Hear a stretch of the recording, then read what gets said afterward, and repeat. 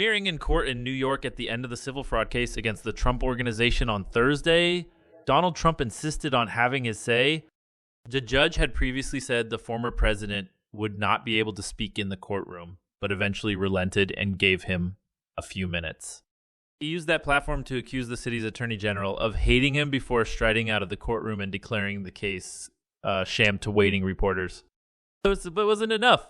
A full news conference followed at a building he owns and is accused of fraudulently valuing at 40 Wall Street down the road.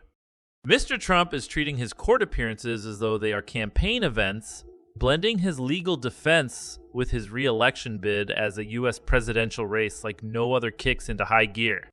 His legal headaches across the country are and is telling all part of a plan by Joe Biden, the Democrats, and the White House to stop him winning the 2024 election.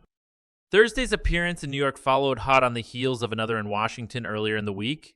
The former president made a personal appearance at a federal appeals court where his lawyers argued that he could not be tried for conspiring to overturn the 2020 election. As his rivals for the Republican presidential nomination have been crisscrossing Iowa ahead of the first voting contest on Monday, the former president has been claiming that he is being dragged off the campaign trail by the judiciary. Twice in this final week, I will reportedly be forced off the campaign trail and into courtrooms for phony witch hunts in both New York and Washington, D.C. He wrote in a fundraising email to supporters. In fact, he did not have to attend either of these hearings. He deliberately chose to appear in two separate courtrooms because he believes that his campaign gets a significant boost every time he is seen in court. And he's right. The Republican frontrunner has successfully transformed his multiple legal problems into his greatest political asset. At rallies, news conferences, and in emails and text messages to voters and donors, he claims to be the victim of politically motivated prosecutions orchestrated to try to stop him getting back into the White House. The indictments against him, he tells supporters, aren't a source of shame but a badge of honor. He claims the various cases he faces are not just an effort to target him, but also the 50 or so of America that supports him. A familiar line from his political stump speech is, "They are not after me, they're after you. I'm just standing in their way." That framing of 91 criminal charges, a charge sheet that would have long sunk any ordinary candidate, has proved to be a very effective way of drawing his base into this battle right alongside him. It has given the Trump campaign a mission and a purpose ahead of what looks like a likely rematch against President Joe Biden in November. Mr. Trump's legal travails also help to ensure his campaign machinery is greased with the right amount of cash.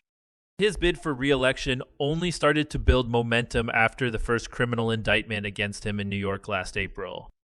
Fundraising emails were sent just minutes after news of the charges related to hush money payments to former porn star Stormy Daniels broke in the media. More than $4 MPS 3.1 was reportedly raised in the following 24 hours. After his second indictment in June, on federal criminal charges of mishandling classified documents, the money again poured in. Some $6.06 in a matter of days was reported to have been raised by his campaign.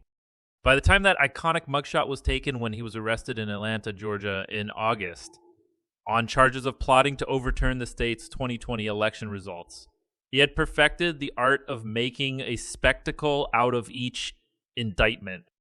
The campaign brought TV crews with him on his private plane and inside his motorcade to broadcast his every move live.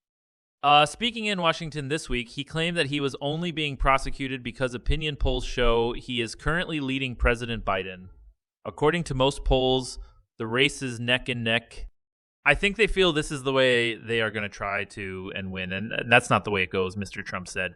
He predicted there would be bedlam in the country if the criminal cases against him prevented his re-election. The White House has been on the counter-offensive. President Biden used his first major speech of this year on 6 January to warn of the fundamental threat. He says, Mr. Trump poses to American democracy. This argument, which leans heavily on reminding Americans of what happened when Trump supporters attacked the U.S. Capitol 3 years ago, will be a major plank of the Democrats' campaign, which is otherwise struggling to cut through on its positive message about the U.S. economy and that inflation is coming down. But Mr. Trump has already turned the argument on its head for his supporters. In Trump's world, Mr. Biden is the true destroyer of democracy. But mood particularly among independents, may change when any of the trials Mr. Trump is facing actually get underway. The 6 January case is particularly perilous for the former president. Voters will hear detailed evidence about how Mr. Trump tried to cling on to power after losing the 2020 election. Polls suggest a conviction in that case, and the potential implication of prison time could become a significant political disadvantage. But Mr. Trump has a strategy for that too. Delay, delay, and delay with as many motions and appeals as possible to try and make sure no trial begins until after the election on 5 November.